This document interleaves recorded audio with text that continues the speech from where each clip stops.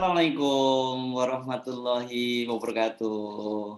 Apa kabar? Saya Sunaris, senang sekali kembali menjumpai Anda semua. Semoga Anda selalu dalam keadaan sehat walafiat, tetap semangat ya. Ini menjalani puasa di hari-hari Ramadan ini. Kurang dari 2 pekan terakhir ini setidaknya ada artikel yang ditulis oleh media maupun, profesor asing itu tentang sikap Jokowi dan Luhut yang ngotot memperpanjang masa jabatannya. Jadi isu ini udah bukan lagi isu domestik Indonesia, tapi sudah menjadi isu internasional. Semuanya mengkhawatirkan langkah Jokowi Luhut ini bakal menjerumuskan Indonesia kembali ke masa-masa gelap ketika Indonesia dikuasai oleh seorang diktator yang otoriter. Padahal sejak reformasi 1998, Indonesia itu telah menempatkan dirinya sebagai salah satu negara demokrasi terbesar di dunia. Ini di bawah India dan Amerika ya. Dan Indonesia juga selama ini dipuji sebagai negara muslim terbesar di dunia yang berhasil memadukan Islam dengan demokrasi. Jadi di Indonesia terbukti bahwa demokrasi tidak bertentangan dengan Islam. Namun di bawah Jokowi, Indonesia saat ini tengah dicibir oleh dunia. Media berpengaruh di Inggris, The Economist, edisi 26 Maret lalu menurunkan sebuah artikel dengan judul Jokowi Widodo is considering extending his term in office. Jokowi sedang mempertimbangkan untuk memperpanjang masa jabatannya. Kira-kira begitu judul bebasnya. Di edisi online ya, judulnya masih sangat netral. Walaupun subjudulnya itu rada keras juga, yakni Indonesia's President is contemplating an assault on his country democracy. Presiden Indonesia sedang mempertimbangkan atau merenungkan untuk menyerang demokrasinya sendiri. Itu judul di media online-nya. Namun edisi cetaknya The Economist itu menggunakan judul yang lebih keras, yakni Jokowi's Folly, alias kebodohan Jokowi. Saya sudah menerjemahkan artikel dari The Economist ini, dan bagi Anda yang belum sempat nonton, silakan linknya bisa Anda klik di sini tautannya. Sikap Jokowi yang ngotot memperpanjang masa jabatan ini oleh The Economist dianggap sebagai sebuah kebodohan. Benar, kata lain apa yang bisa digunakan untuk menggambarkan sikap seorang presiden yang hanya bisa muncul di era demokrasi, tapi malah kemudian ingin merusak demokrasi. Berkat demokrasi, orang seperti Jokowi yang berasal dari sebuah kota kecil di Jawa Tengah, ini kan dia adalah seorang wali kota Solo, kemudian bisa menjadi presiden. Padahal selama ini masih kata The Economist ya, Presiden Indonesia itu berasal dari lingkungan elit politik dan jenderal militer. Ini ya seputar-putar di Jakarta. Bahkan kalau dipersempit ini seputar Menteng gitu saja. Nah sekarang Jokowi malah ingin merusak demokrasi dengan memperpanjang masa jabatannya. Entah dengan menunda pemilu, dan kemudian memperpanjang masa jabatan, atau mengubah pembatasan dari 2 periode menjadi 3 periode. Padahal masa jabatan tanpa batas itulah yang terjadi pada seperti era Soekarno dan Soeharto yang ingin dikoreksi oleh era reformasi. Artikel kedua ini ditulis oleh seorang Indonesianis asal Australia yang sangat intens mengamati Indonesia, yakni Tim Lindsay. Dia menulis opini dengan judul yang cukup provokatif, Indonesian Battles Opposed to Postpone Election, dan kemudian ada ininya and undermine its fragile democracy. Indonesia sedang berjuang melawan desakan untuk menunda pemilu dan merusak demokrasinya yang rapuh. Lindsay ini seorang Indonesianis dari Universitas Melbourne, Australia, dan dia menulis opini tersebut di theconversation.com edisi 1 April 2022. Artikel yang ditulis oleh Lindsay ini cukup panjang dan komprehensif. Intinya dia mengingatkan bahaya Indonesia kembali ke era otoritarianisme pada masa Orde Baru. Dalam pengamatan Lindsay, godaan itu sangat kuat karena banyak sekali elit politik yang menginginkan Indonesia itu kembali ke sistem pemilihan presiden tidak langsung, yakni melalui MPR. Hal itu setidaknya terlihat dari keinginan sejumlah partai politik yang dimotori oleh PDIP untuk menghidupkan kembali PPHN atau yang dulu dikenal sebagai GPHN. Melalui celah pembahasan PPHN inilah kotak Pandora amandemen konstitusi itu bakal terbuka kembali, termasuk mengubah konstitusi yang memungkinkan mengubah aturan pembatasan masa jabatan periode dari 2 periode menjadi 3 periode. Sekali dibuka kotak Pandora itu, siapa yang bisa menjamin bahwa setelah diubah menjadi 3 periode, maka akan berlanjut menjadi 4 periode, 5 periode, dan seterusnya bisa sampai 7 periode seperti pada masa era Orde Baru. Lebih lengkapnya artikel dari tim Lindsay ini silahkan Anda baca sendiri artikelnya di theconversation.com gitu. Tapi satu hal yang menarik itu, ternyata Lindsay juga menggunakan term untuk menyebut Luhut itu sebagai menteri segala urusan atau Minister of Everything, begitu Lindsay menyebutnya. Nah, yang menjadi fokus saya kali ini adalah tulisan Profesor William Liddell atau Bill Liddell gitu. Ini seorang Indonesianis dari Ohio State University yang punya banyak sekali murid di Indonesia ini. Yang sangat menarik, Pak Bill atau Pak Liddell gitu memilih menulisnya itu di media yang terbit di Indonesia dan menggunakan bahasa Indonesia, yakni di kompas.id. Barangkali maksudnya biar bisa mudah dibaca oleh banyak orang di Indonesia. Syukur-syukur kalau Pak Jokowi sempat dan mau membacanya ya. Tulisannya ini pendek kok. Tidak akan menghabiskan waktu Pak Jokowi yang sibuk dan kurang suka membaca bacaan yang serius ya. Judul tulisannya pendek dan juga santun. Sesepuh Bangsa. Ini terbit edisi Senin 4 April 2022 alias hari ini ya. Fresh from Open. Saya bacakan saja selengkapnya. Presiden Jokowi sedang menggalang kekuatan politik agar sidang MPR diselenggarakan dan konstitusi diamandemen demi perpanjangan masa jabatannya.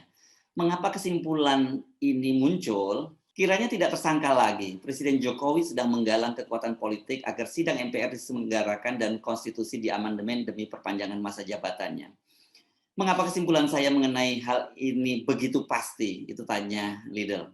Perencanaan Presiden mulai terungkap akhir Februari ketika Muhaimin Iskandar dari PKB, Airlangga Hartarto dari Partai Golkar, dan Zulkifli Hasan dari PAN mengusulkan penundaan pemilu dan Pilpres 2024 agar kekuasaan Presiden Jokowi bisa diperpanjang. Menurut berita CNN, tokoh pemerintah yang menghubungi pemimpin-pemimpin partai dengan permintaan tersebut adalah Menteri Koordinator Bidang Kemaritiman Luhut Binsar Panjaitan. Ketika diwawancari Kompas TV pada 5 Maret, Jokowi sendiri mengaku bahwa siapapun boleh-boleh saja mengusulkan wacana penundaan dan perpanjangan. Ini maksudnya perpanjangan masa jabatan presiden. Dalam perkataan lain, ia setuju dengan usaha Menko Luhut, para menteri dan pemimpin-pemimpin partai yang ingin mengubah konstitusi demi perpanjangan masa jabatannya. Setelah itu hampir setiap hari ada pernyataan dari Luhut, menteri lain atau Jokowi sendiri yang memperkuat kesimpulan itu. Kalau boleh saya usulkan, sebaiknya kita kembali ke kearifan atau hikmah Presiden B.J. Habibie atau BJH, Presiden demokratis pertama dalam era reformasi. Itu saran dari Profesor Bill Liddell. Kemudian ada subjudul yang disebut kearifan dari Habibie. Bagaimana seharusnya kita menanggapi kenyataan baru yang amat mencolok mata ini? Kalau boleh saya usulkan, sebaiknya kita kembali ke kearifan dan atau hikmah Presiden B.J. Habibie, Presiden demokratis pertama dalam era reformasi. Mengapa saya sebutkan demokratis? Beliau adalah presiden pertama dalam sejarah Indonesia merdeka yang menyerahkan nasib politiknya kepada suara rakyat. Setelah laporan pertanggungjawabannya ditolak oleh MPR hasil pemilu demokratis tahun 1999, ia langsung menarik kembali pencalonannya untuk masa jabatan 1999-2004. Penarikan kembali itu dilakukan dengan penuh kesadaran atas posisi historisnya. Pada 7 September 1998, baru beberapa bulan setelah disumpah selaku Presiden ketiga RI, ia diwawancari oleh Forum Keadilan, majalah 2 mingguan yang peliputan politiknya salah satu yang paling terpercaya waktu itu. Kepala berita, titik 2, Presiden Republik Indonesia B.J. Habibie, saya tak ingin berakhir dengan tragedi. Berikut ini adalah beberapa petikan dari wawancara itu. Forum Keadilan bertanya, apakah dalam kondisi perekonomian begini kita mampu mengejar cita-cita masyarakat madani? Visi religius civil society Habibie yang mengandung nilai moral dan spiritual dari agama apapun selain kesejahteraan dan demokrasi? Jawaban Habibie begini, saya percaya bangsa kita mampu sekarang tinggal membuat sistemnya, yaitu sistem perundang-undangan, peraturan, mekanisme, dan sistem pendidikan. Forum Keadilan kembali bertanya, tapi kan untuk mencapai semua itu harus ada stabilitas dulu. Apa jawaban B.J. Habibie? Stabilitas terjadi dengan sendirinya jika sudah ada transparansi, demokrasi, dan kesejahteraan. Dalam hal ini pendekatan saya adalah bottom up, dari bawah ke atas, bukan top down. Kalau masyarakat madani sudah terjadi, akan lahir stabilitas yang mandiri, abadi, dan tidak bergantung pada perorangan. Orang-orang selalu mengatakan Habibie adalah presiden yang sangat lemah. Begitu toh, kalau saya dibandingkan dengan presiden pertama dan kedua yang sama-sama menganut pendekatan keamanan, top down, ya jelas dong, saya tampak lemah. Tapi dalam top down yang terjadi adalah sistem komando. Semua berdasarkan perintah dari atasan. Top, kalau enggak saya tangkap loh. Memang dengan cara itu seorang pemimpin kelihatannya kuat, tapi sebenarnya orang yang bertindak begitu adalah lemah. Ia terlihat kuat, tapi itu semu. Oleh sebab itu, pemerintah yang top down, yang terlihat kuat, itu selalu berakhir dengan tragedi. Awalnya dia kelihatan kuat, tapi begitu dia tidak mampu lagi menahan semuanya, maka serentak, prak, dia jatuh. Kita sudah 2 kali mengalami tragedi. Peralihan dari presiden pertama ke presiden kedua terjadi tragedi. Begitu juga dari presiden kedua ke presiden ketiga. Tapi saya tidak ingin era saya berakhir dengan tragedi. Forum Keadilan kemudian bertanya, caranya?